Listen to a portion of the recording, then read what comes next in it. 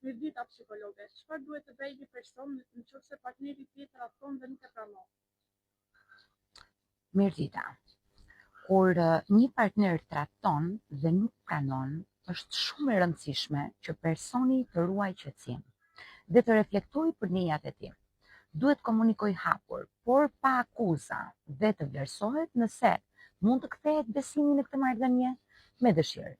Mbështetja psikologjike ndihmon për të marrë vendim që të ruaj shëndetin emocional ky person i cili ndihet i trahtuar. Cilat janë efektet kryesore emocionale tek një person kur partneri trahton dhe nuk e pranon?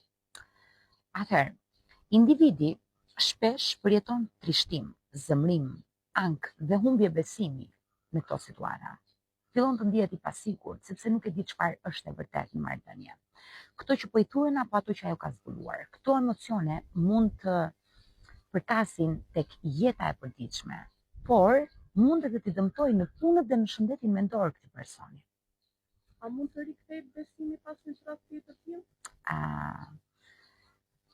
Po, por kërkohet shumë punë nga të dy anët. Partneri që ka trahtuar duhet të jetë transparent. Nderi dhe përkushtimi për të ndërthurur sjelljet, personi i trahtuar duhet të punojë për faljen dhe për rikthimin emocional të sigurisë së vet, por pa këto hapa, rikthimi i besimit është shumë i vështirë. Çfarë këshille do t'i jepni për dikë që ndodhet në këtë situatë? Këshilla ime e parë është kujdesi për veten, është primar.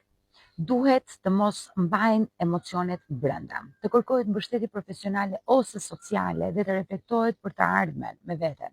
Vendimi për të qëndruar apo për t'u larguar duhet të bëhet duke ruajtur